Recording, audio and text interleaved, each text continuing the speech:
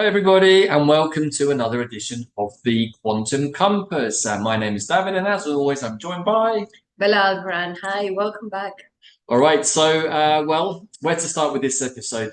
We're in a bit of a transition phase ourselves personally, and of course this edition of the Quantum Compass is actually coming out a few days late, we can say technically, because this new wavespell of the red magnetic serpent has already started. But in order to start the show, we want to talk a little bit about our own personal processes, how we finished off with episode number 20, which actually completed a full Zolkin for the show and for me and Bella with the work that we were doing with the Quantum Compass. Now, we're moving into a new kind of energy, right, Bella? And this is really a transition show. So the name of the show might even change, but at the risk of not putting a show out and disappointing all of you lovely brothers and sisters out there who've been messaging us asking where is the Quantum Compass, this time around, we decided to put something together that perhaps not is exactly what we want to be doing moving forward, but is something that is actually going to be a step in that process, right, Bella?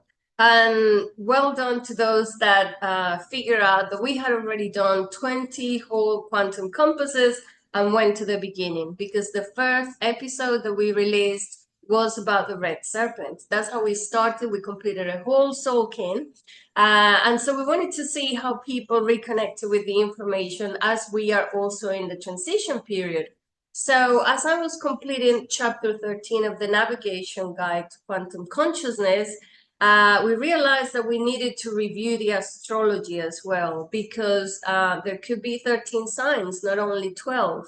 So that is part of the transition process that we're looking at. We've also received lots of messages of people talking about sidereal astrology. We've had those questions ourselves. So while we transition, we're going to present something here, which is an introduction. And as we research further, we'll be presented what we find.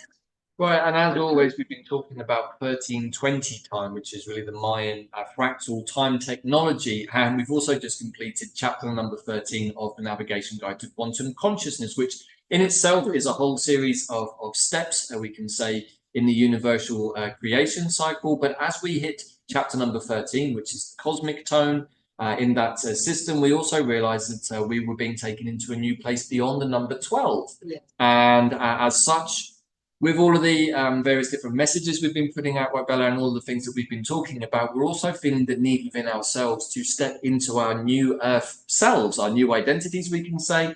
And as such, that's giving us some pause for thought about whether we're actually going to switch the astrological systems that we've been working with. Now, the two very, we can say, hardline Scorpios, we're very much in that energy. And of course, today is the beginning of Scorpio season in the Western astrology. That's a little tough because it means having to let go of some parts of our personality, which I like being Scorpio in many ways. But you know what? I'm also open, as I think you are, Bella, right, to something new and different, to mark the end of something and the beginning of something, which is very much where we feel this Scorpio season is going to take probably most of us. Yeah, and we like to be loyal to what we preach, which is go with the change, flow, keep on growing, keep on expanding your consciousness, integrate information, and keep on reviewing things. Whatever resonates with you, then you take it in. If not, you just keep on doing your own research. So we didn't want to not do the show because it's a very important wave spell, the red serpent, and it's full of galactic portals, and it's taking us to the middle of the soulkin, which is the mystical column. So we absolutely wanted to put something out to give a little bit of guidance anyway. Right, and as we also shared in another shorter video we put out earlier today, which was our astral update, we did a clearing on Sunday as part of our ongoing astral clearing and teaching sessions, which coincided with the first day of this wave spell of the red magnetic serpent. And so there was a lot of serpentine energy, a lot of snake energy, which came up in that clearing session, which then took us much more into the wider energies of the snake, not just necessarily through the Mayan glyph, but also what does that mean in terms of our DNA, in terms of the Serpent constellation, but also with some of our ancestors, particularly those of the Anunnaki or the Nibiruans, we can say, because it's all part of the same picture. And so as we move forwards, we're going to start introducing more different elements. Maybe we're going to be talking a lot more today about the particular moon that is currently in play. And we're going to try and weave some different threads. So probably as we move forwards, Bella, we think that these shows might be a little bit different. Each episode is going to introduce some new elements. So please bear with us while we do that. But as Bella said, we always want to be as authentic to ourselves and what we teach as possible, and being so Scorpionic, we often change things up when we feel that it's appropriate, when we feel we've come to the end of something. So whether the new material is going to continue to resonate with you, we hope so. We love the fact that we have such a dedicated audience following. And as we've said before, we're also not having adverts on our channel here on YouTube. So if you like what we do, please do hit like and subscribe, because without the adverts, YouTube is not really playing the algorithm game in our favor. So please do that. And please also comment. We love to get the feedback, both in the comments on YouTube, but also through the emails that you send us, either personally or directly through our QPW website, right, Bella? Yes. So this is the wave spell of the red serpent, the magnetic red serpent, or Chikshan. And as we've mentioned before, it's very much about healing, but I'll go into that a little bit deeper. Just a reminder that we are still within the energy of the year of the storm. There's been so much very intense electrification with the solar activity. For those of you that follow Stefan Burns, he's been updating us with everything that's been going on. We're still at the high, at the maximum of this sun cycle as well. There's been a lot of discharge and plasma release of electromagnetic radiation. So just all of this to say that all of this storm, which is coming through lightning and through the activity of the sun, is recharging the unified field of the planet, and the Schumann resonance has gone to the roof as well. So all of this affects our brain, our cells, our DNA, and it's everything that we've been mentioning here. We're in the middle of a catalyzing process to take us to 5D and New Earth, and we're going under our upgrade ourselves. So there is a huge amount of catalyzing energy that is happening and will continue to happen until next year. Right, and also one of the things that I wanted to point out in today's show is really how, maybe you've been aware of this or maybe not, but really wanted to highlight it today, is each of the different things we're going to show you today is a different timeline, or a different, we can say, energy line that you're weaving. So the first one really is the energy of the whole year, which is the blue storm. So I'm going to mark each of these as we go through, because you might be surprised about how many different timelines you've been weaving yourself through following these different things, as indeed we have. Right? Yeah, indeed. So we have the energy of the year, which is the 13 moons. So we combine the 13 moons and the Solkin, which is the 1320 frequency, which has, as you can see here, 20 glyphs, which are the colored ones, and the 13 tones. And this is part of what we want to share more and more about how useful it is to have an energy to each day instead of a Gregorian calendar that has numbers and not very much coherence. We want to go into this more natural cycle. And so there are 13 moons that we follow of 28 days, and each week follows a color as well. I haven't gone too much into that because I've been trying to give people time to catch up with each one of the things that we've been doing. And right now, since October the 18th, we started the fourth moon, which is the self-existing moon of form, which has the totem of the owl. And David is going to talk in a little while about the owl a little bit more extensively. So this moon has the tone number 4, which is everything to do with giving form to things. If we started the moon one with a project, with a purpose, by now we want to start planning, putting things in place. What is it that we are wanting to achieve? And with the energy of this totem, our sixth sense is more active, and we reconnect with wisdom, with our dreams, with mystery, with intuition more than anything. Maybe you want to talk a little bit about the owl as a totem? Yeah, so, and again, this is the second timeline that you're working with, Weave, which is the energy of the moon. So there is a lot to say about the owl. I've also got some other notes I'm just going to share because it's a little bit too much to carry off the top of my head. But the owl is really all about wisdom. And we can see here two beautiful pictures of owls. The one on the top left is the great horned owl, and the one on the bottom is the little owl. Now, the little owl is linked to Athena, which sat on her shoulder and had a magical inner light enabling it to see in the dark. But also in the time of the ancient Greeks, it was believed that the owl could see into the future. Now, Athena had the owl sat on her shoulder as a way of her being able to see those things that she couldn't see, which is another way of saying perhaps we can see into the astral planes, which is also a big part of the energy of the owl that I'll come to in a minute. But we can see that Native Americans in the Sierra Nevada believe that the great horned owl captures the souls of dead and carries them to the underworld. This is another big part of the owl energy, its ability to cross the veil, we can say, from the world of what we perceive to be the living into the world, perhaps of what we might perceive to be the dead or the ancestors, although those are all kind of really technical differences, as I think many of us are starting to realize. Apparently, mummified owls have been found in tombs in ancient Egypt, where the owl was associated again with mourning because of its ability to communicate with the underworld. One of the big energies of the owl spirit totem is it teaches us how to listen for the truth and not to be deceived. This is a really, really big part of our wisdom, which I think is partly why it comes around the same time as Scorpio season, because that's also very much part of Scorpio energy, which, as we're going to see, is actually a much bigger piece in the sky than perhaps is generally recognized. And of course, owl medicine is symbolically associated with clairvoyance, astral projection, and magic, both black and white. Now, of course, we only practice white magic, but in the world that we've lived in, we can see that many other beings have been mixing up their magics, and we're getting to see how that's been affecting everybody as the disclosures come thick and fast in our 3D world. Traditionally, the owl sits in the east, the place of illumination. It's also the place of the rising sun and spring, so we can see that it's giving us that energy of what we need to see. We can also say that the owl really represents wisdom. It's all around you, open up to it and pay attention, which is really another teaching of Dandelion, who is also our ally for the East and the medicine wheel. So we get these correspondences. And now let's move on to the castles. We started with the red castle. That was the first one. Then we just completed the second castle, which is the white one with the 4 wave spells. And we've just started the new one, which is the blue castle. Is all about transformation. So there will be a lot of transformation going on within the next 4 wave spells, 52 days. And the first one is the red serpent. So it's a really strong beginning to this castle, all to do with purification, kundalini energy, everything that needs to be realigned within yourself. We can also say here with the castles, we have our third timeline that we're weaving, which is the 52-day cycle in each of these 5 different 52s, which of course make up the entire cycle. So we're starting to see how we can weave different threads in our life according to the different cycles that the Mayan time technology gives us, right? Mm-hmm.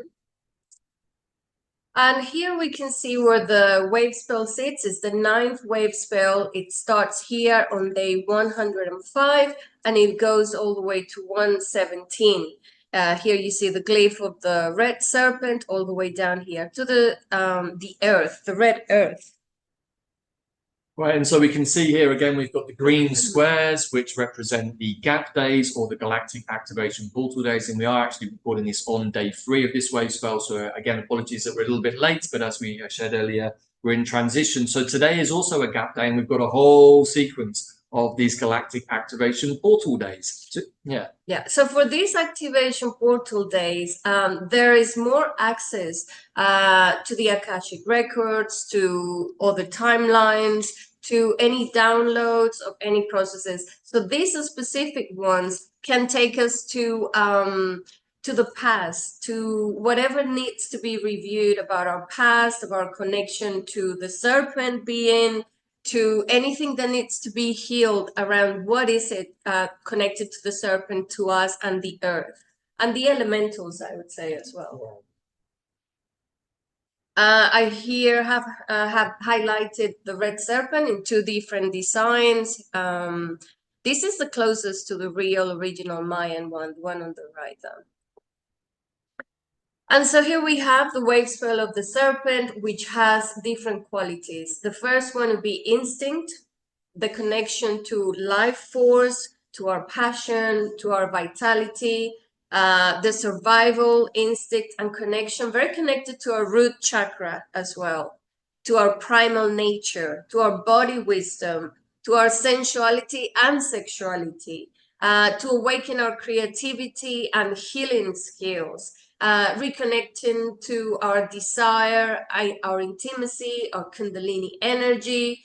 And it's inviting us to do a deep purification and renewal, a shedding of the skin, a big transformation of, maybe you want to change your look, or you want to change many beliefs, you want to change the way you do things. And it's also very connected to our nervous system and the reptilian brain. Anything I was going to say, maybe you can now understand, as we said at the beginning, why we're contemplating changing what we're doing, even with this format for the quantum compass. And the Serpent wavespell is actually a really good time to do that, right? Yeah, and it's when we started the quantum compass a whole sulking ago. So many things have changed for us, and they will continue to change, I'm sure. So the red serpent actually invites us to welcome change. It's constantly changing. And the shadow that you want to review over these 13 days, now 10 days, is when you don't follow your intuition, or when you're just led by your body desires.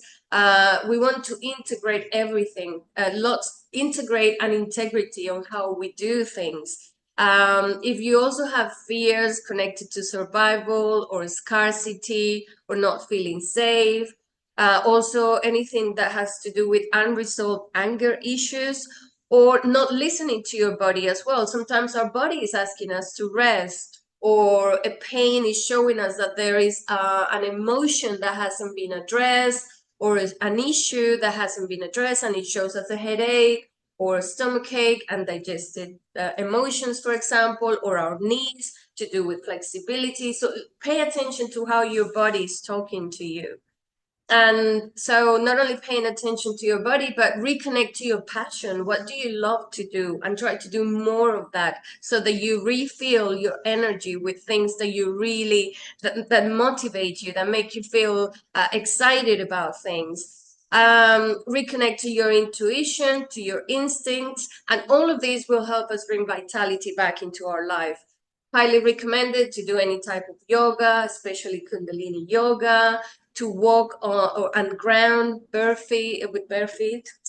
And so here we actually have two more of our timelines. We have the timeline of the wavespell, which is the red serpent, which gives us the overall flow for the 13 days. But also maybe as we move forward in the new version of quantum compass, however that's going to look as we move forward, we're perhaps going to focus a little bit more on the day-to-day flow of the glyphs. So we started with the serpent just a couple of days ago on the Sunday. We then immediately had on day 2 the white world bridger, which is on the day of catalyzation, but also the challenge of polarization, which has led us into today, which is the energy of the blue hand, which is about service, about activation, about electrification, but through the use of healing, Bella. So do you want to say anything about that as we move through this, how we can start to work with the daily glyphs and the tones in relation to the overall 13 days of the wave spell?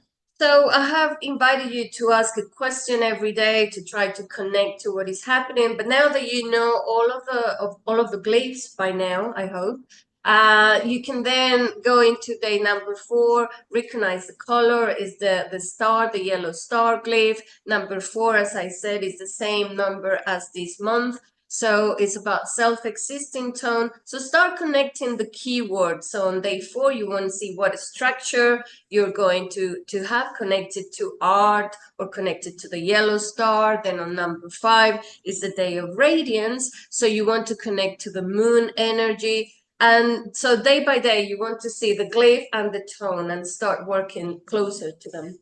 Right, and this is where this really becomes something of a plaything, we can say, of creativity, because the more that we look at the different details, the more that we've got all of these different, what we would call timelines or threads that we can start to weave together on the daily basis, on, we can say, the fortnightly basis, the lunar basis, the yearly basis with the sun, and so on and so forth. And each one of these gives us a different mechanism with which to implement seeds, for ideas, for visions, for projects, and even just to navigate from day to day.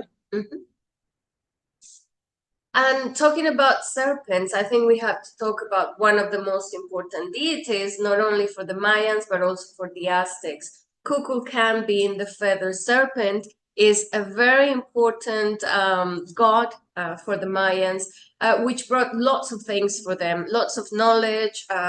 He taught them about agriculture and lots of different things, like even the temple building, the connection to the stars. So we want to start reviewing what is it that the serpent has been trying to tell us. And very, very much so since the clearing on Sunday that you were mentioning, the red serpent wanted to be really clear about reconnecting with the wisdom of the serpent. What is it that we have forgotten or left out of the wisdom and even the cosmology and time tracking that we need to now bring back? Right, and we haven't really featured it here in this slide, but looking again at this reminds me of the Irish mythology of a very mythical being called Cuchulainn, which is very much part of the ancient annals and stories of Ireland. And I'm thinking that the etymology is so close that we're probably talking about the same being. Even the Hopi and the Incas, there is always a serpent being that brings lots of knowledge and healing to their civilization. So we probably want to start calling that energy throughout this wave spell to see what connection do you have, especially if you are the glyph of the serpent, or if you have the serpent as a guide, as an ally. If you know how to read the oracle with the Mayan, some of us have the red serpent as a guide, or in any of those positions. Right, so maybe this is a good place, Bella, just to talk a little bit about some of the snake medicine. Is this a good place to talk about that, or further on? I think further on when we talk about it. All right. Yeah. Oh, yeah. And so these are the 13 questions and the 13 tones that you can follow. By the way, we just finished the navigation guide to quantum consciousness, which covers each one of the tones in depth, expanding the knowledge of what is a tone beyond the Mayan cosmology, more about universal principles and knowledge that help us and guide us through the portals of the dimensions on the process of ascension to new Earth. Right, and interestingly, again, we've just finished that. It's a wonderful, really, really in-depth course, we can say, of 13 parts, 13 chapters, 13 steps that Bella put together, and I was lucky enough to be able to help comment on as we did the videos, but also we were releasing each one of these tones every 13 days to coincide with a wave spell, and we just have released chapter 13 to coincide with the energy of the serpent. So we as beings, right, Bella, are always working with these different wave spells, different flows of energy to release our projects, to do the shows that we do, and so on and so forth, because we really want to work with the energies that are available to us and to try being in a coherent flow as much as possible. So, for example, today we are recording the day on the 3rd day of the wave spell. Is normally we try to release it before the wave spell, but as we explained before, we couldn't do so. But today is day 3 of this wave spell, and it's about service and activation of the service as well. And our service to the world has to do with sharing the information that we have, sharing the downloads, and sharing, for example, in my case, the Mayan cosmology, that is what I have to share. So the question for today is, how does my creativity express my spiritual journey? And this is part of what I do. I just completed the chapters, and so I try to put all of my creativity to service to others as well. And so the same way, you can ask the question to yourself, how are you using your creativity to express your spiritual journey? Right, and so you can perhaps understand that it makes more sense for us to put this video out today rather than yesterday, which was a day of challenge and polarity, but also with the energy of the world bridges. So really, if we're understanding the flow of the energy, that was a day to bridge across worlds of polarity and division, which I think we can probably all understand are very manifest in our 3D awareness right now.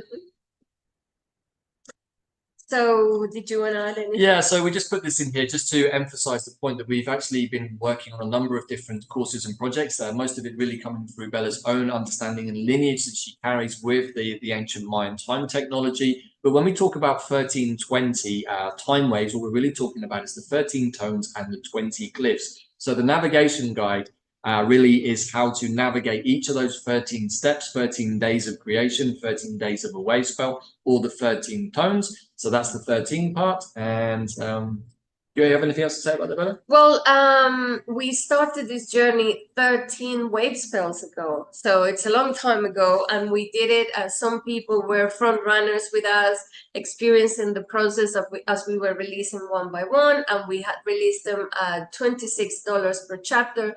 But now they've gone on a full package, which is going to be the 13 chapters at a full price, and then every chapter at $52 if you want to access one by one. And we just want to say at this point a huge level of respect to all of you who managed to keep pace with the chapters being released, which really was a small band of high-powered adventurers in time-space consciousness. So congratulations to all of you who managed to do that. And I'm sure that from what you've been sharing with us, like us, you're also in a very different state of being right now. And of course, the 13-part journey looks at many, many different things, also to do with numbers, to do with sacred geometry. Each episode is incredibly rich in its content and is worthy of spending probably a wave spell to study in its entirety. For those of you that have been following the navigation guide, please comment, because some of the testimonials are amazing, and I'm sure that you're not the same people that started quite a few chapters ago.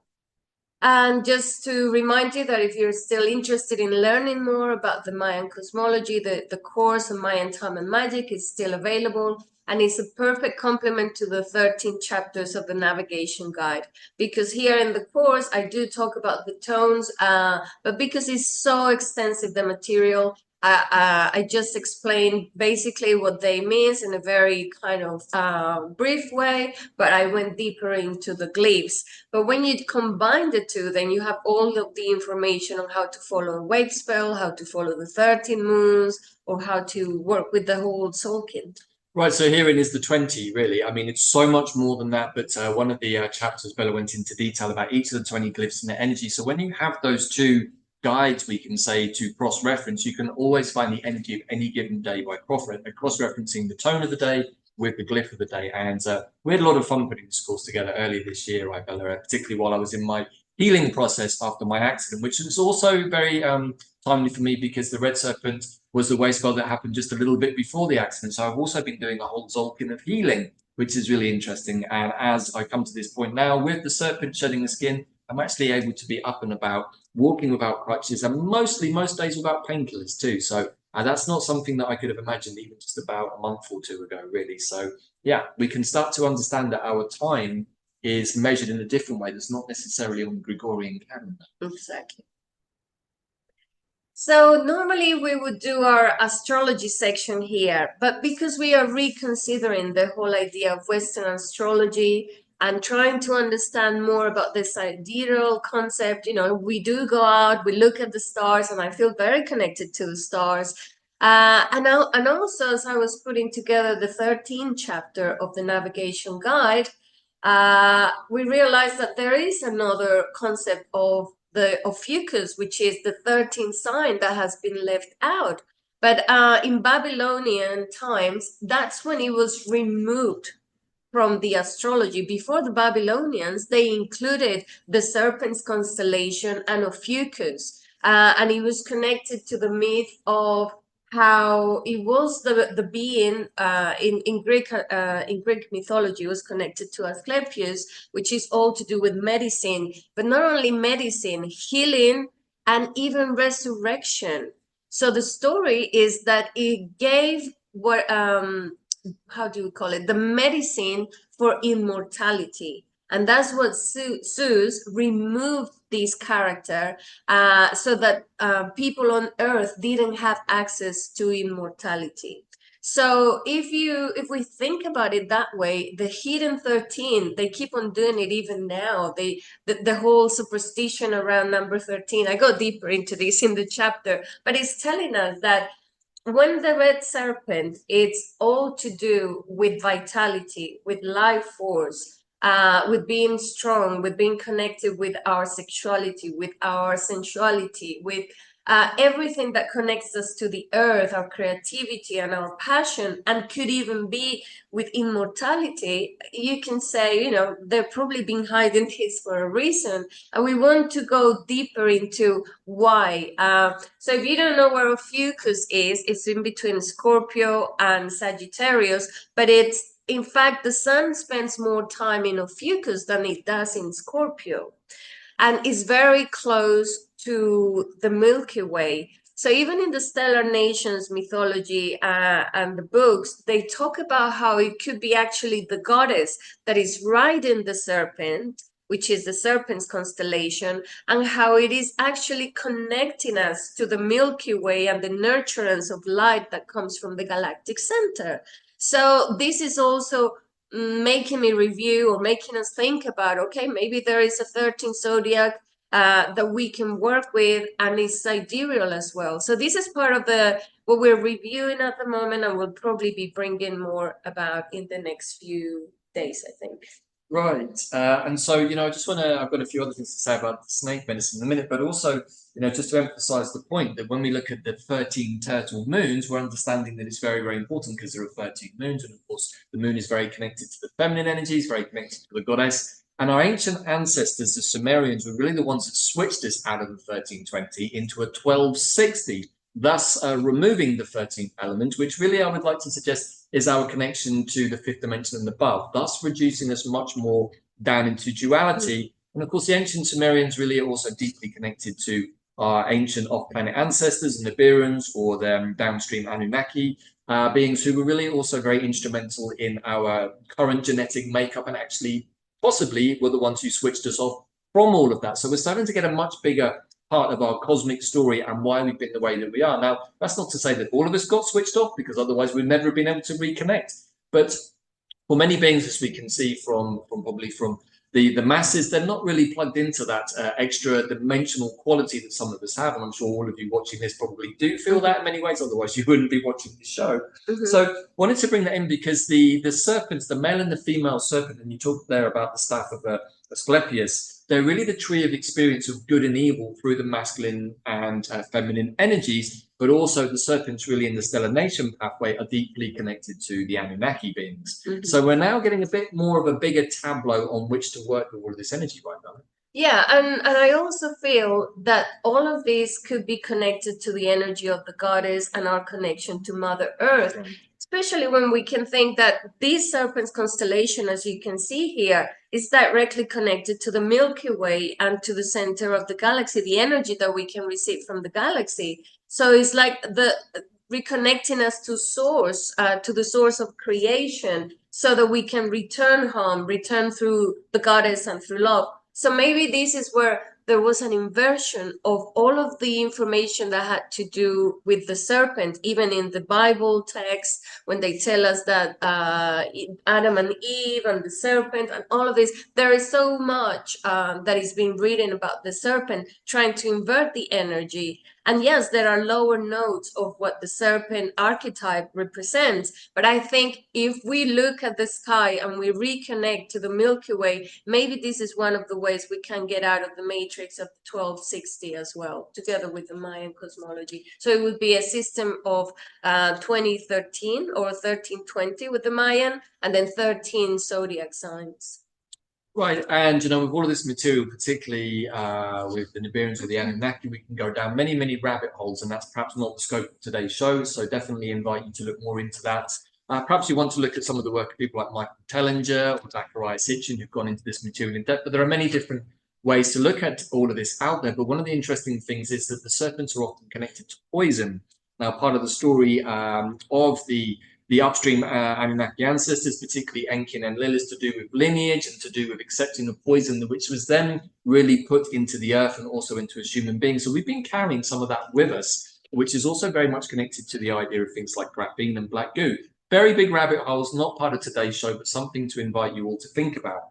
Yeah, go on. I just wanted to share, for those of you that have been to Egypt, even in the Dendera temple, you see the 13 constellations, and Ophiuchus is included there. You can see the serpents, and it's not only in that temple, in many other very ancient astrology texts, you can still see that there were 13 constellations, and the serpent was the 13, the heathen 13.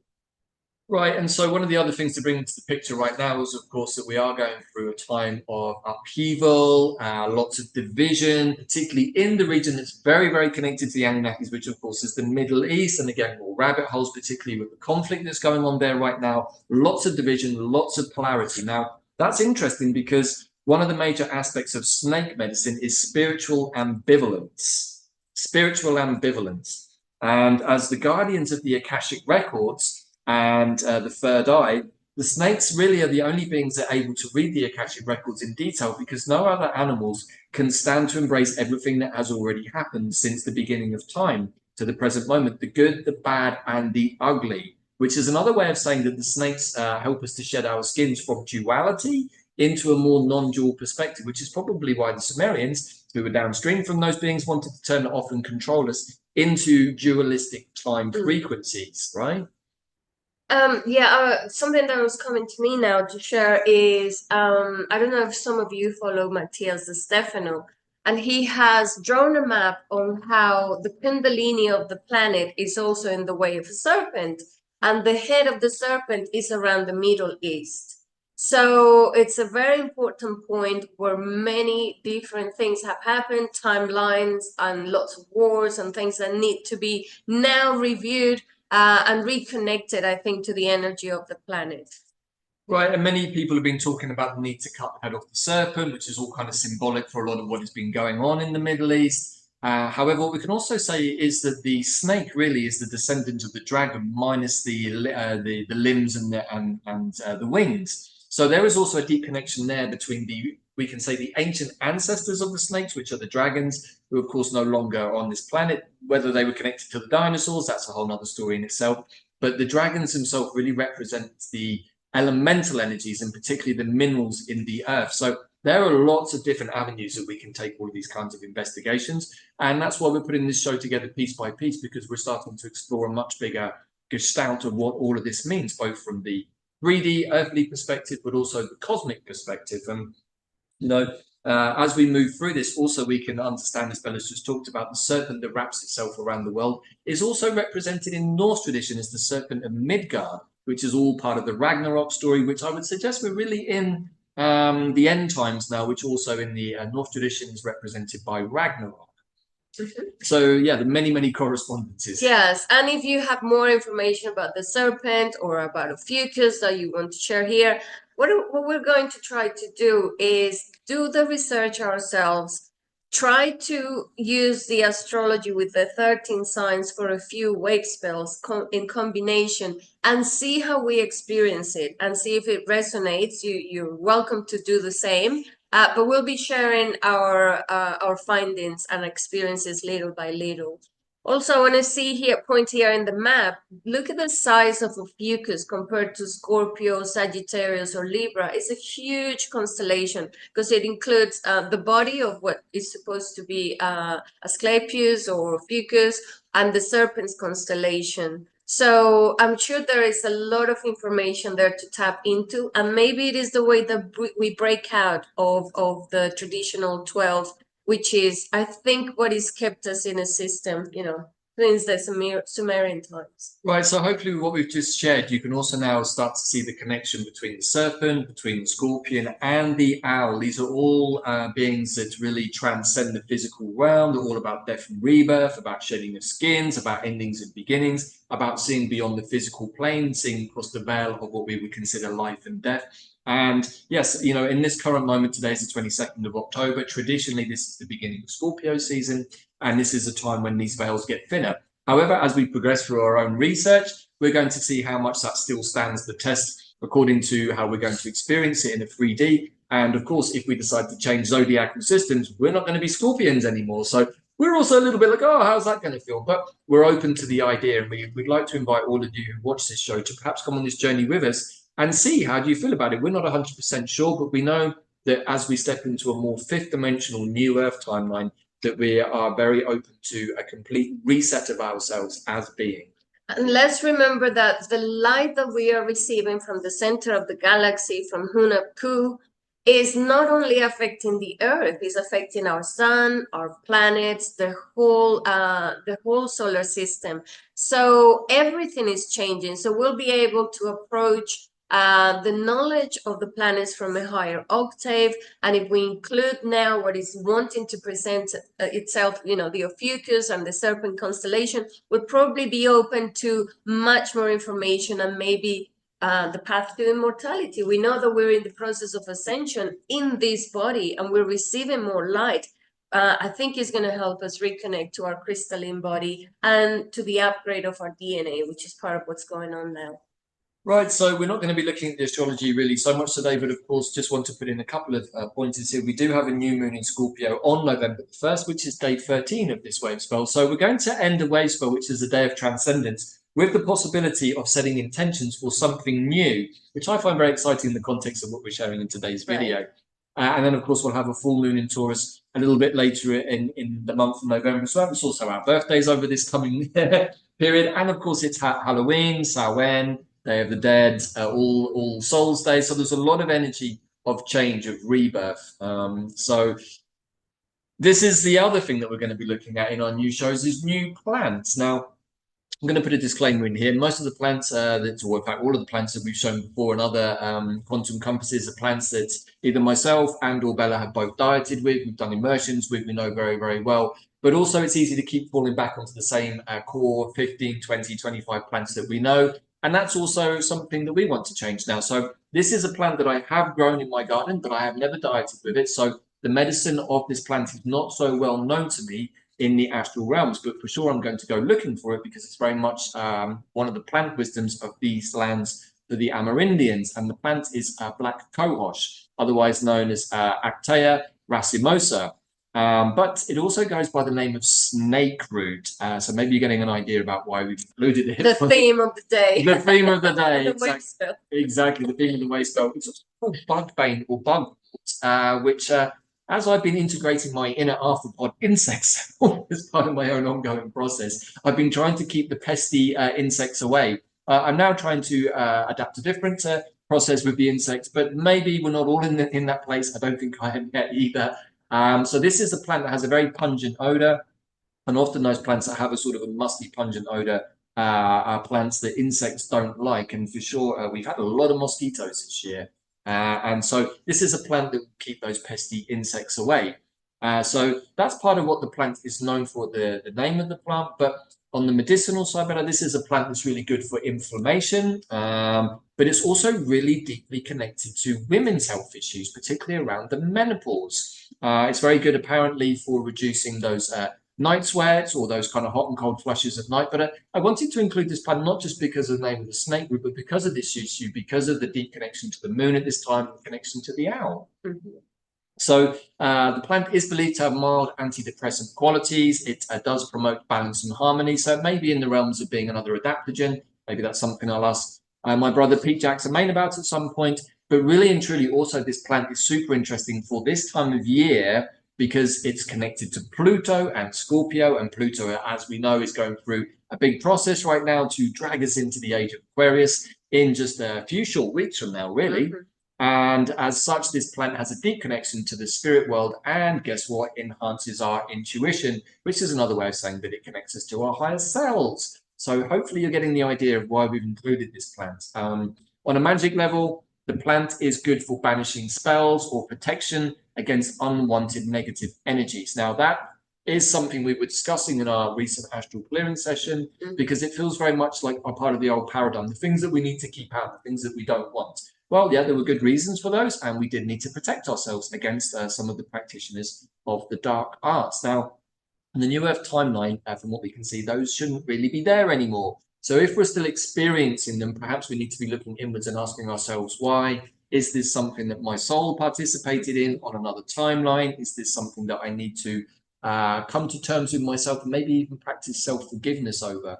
As we said very easily before, we can get into the trap of saying somebody else is doing this to me and it's all external, which on some level it may be. But the world is our mirror, which is really interesting because the wave spell after the snake is going to be the mirror. Mm-hmm. And also, this is a plant that's deeply connected to dream work and is good for scrying. So again, it links us back to the owl, to future premonitions, to being able to read future timelines, by being able to project ourselves into what we might call the future, but is really just another aspect of ourselves that is already on another timeline we want to pull into this present one.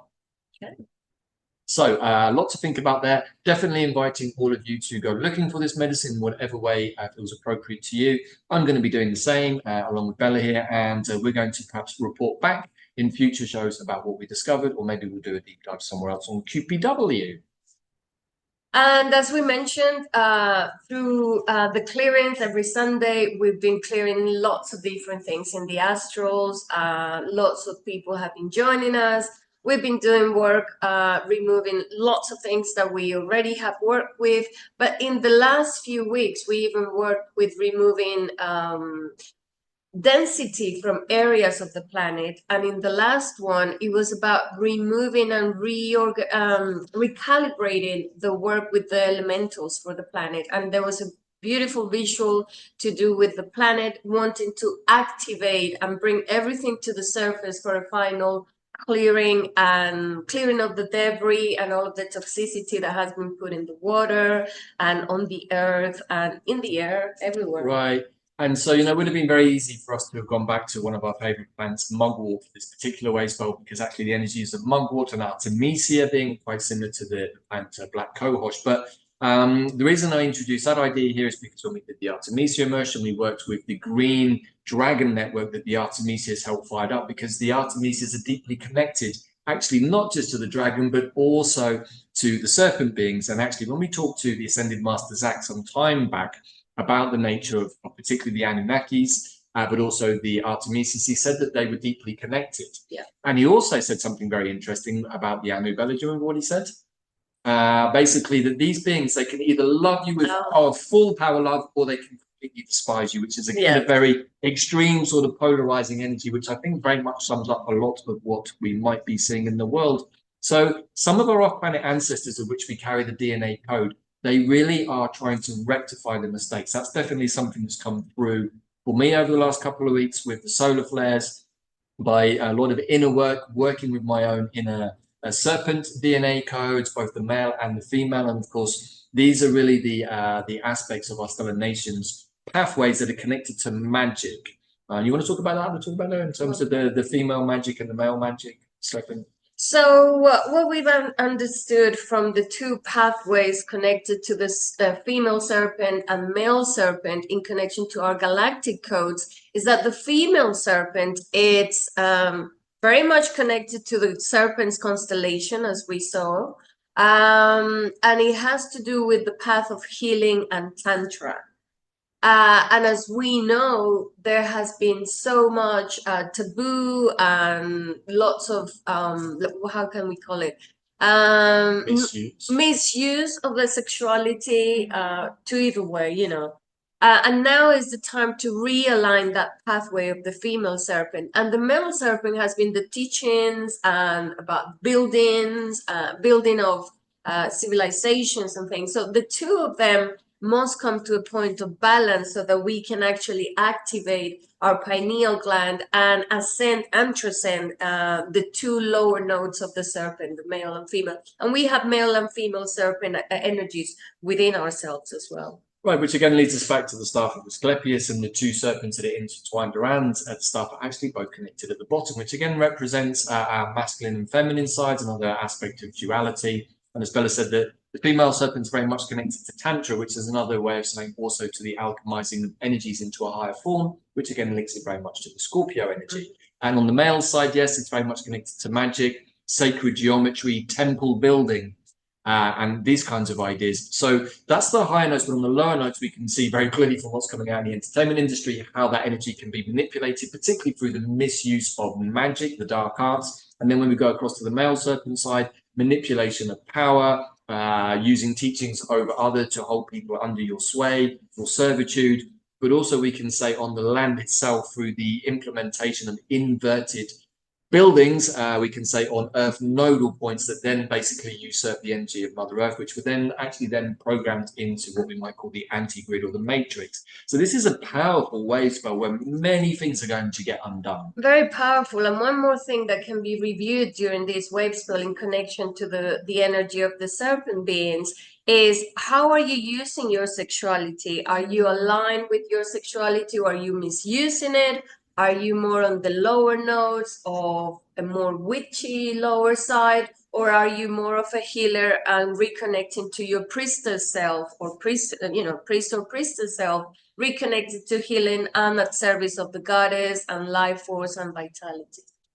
Right, so all of which comes into our group Astral Clearings and Teachings, and each week we have been going through this kind of series of protocols, which we're now adjusting slightly because we don't want to keep banging the same drum if those energies are being removed from our world, which we really hope they are, because they're all of a much lower frequency. And at the same time, as we've been doing that, we've been inviting our group to share what's going on for them. So we can also see that, particularly in relation to black magic, psychic attack, manipulation of sexual energies, abuse of sexual energies, particularly for many people in childhood, all of which is being played out right in front of us right now on a global scale, all of which is not super easy to look at, but that is also the realm of Scorpio season, so that we can really work with the energy of the serpent to look at things and have a much more, we can say, almost ambivalent, but also non-dual perspective, which is like, well, light and dark, good and bad. We need to transcend those polarities. polarities. We need to transcend those polarities.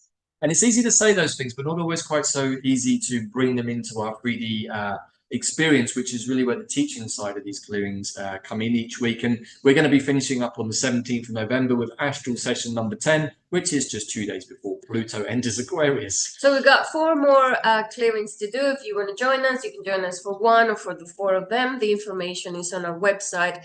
And remember, you're not doing this clearing just for yourself. All of this healing goes into the astral, which is connected to the Schumann resonance, which is connected to the whole planet. Good. That was a lot, wasn't it? Well, and you can also see that we've included a picture of the turtle there, and you're probably going to be seeing a lot more turtle imagery from us as we move forwards. It might even be in the name of the new show. We're still playing around with it all, but we're super excited by the idea of the 13 turtle moons. What does that mean? The return of the goddess, the return of many things in our world that have been somewhat absent.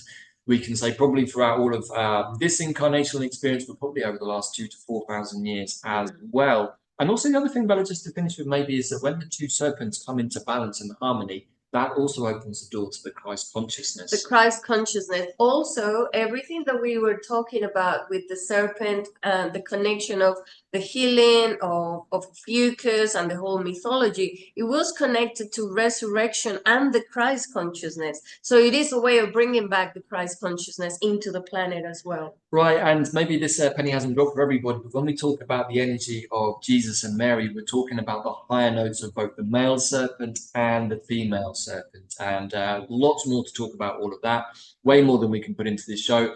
But we hope you have enjoyed this transition show of Quantum Compass. We're taking things in slightly new directions. We're introducing new ideas. We're probably going to play around with the format a little bit, but we also don't want to disappoint all of you out there who've asked us, where is the show for this particular wavespell? We love the fact that that this show is reaching those of you that follow it. And maybe we don't have the biggest audience here on YouTube, but we do know that all of you who follow our work really do implement it in your lives. And we love that fact because it's how we live our lives. Yeah, if you have already been working with sidereal astrology or the 13 signs, please comment below, because we want to see who is already doing something and how we're going to expand and research further. Right. And as we know, in our tribe, we have people all over the world connected in all different ways to all kinds of indigenous cultures. So if you know anything about the turtle moons or the turtle from your own indigenous mythology, wherever that is on the planet, no matter what color of skin you have, please do share that in the comments, because the turtle is pretty much present in all of our cultures, and we'd love to hear more, because I think we're going to be talking a lot more about turtle magic as we move forward. So big invitation there for everybody as well. That's it. In Lakesh. In Lakesh, I am another you. We'll see you all again very soon. Bye.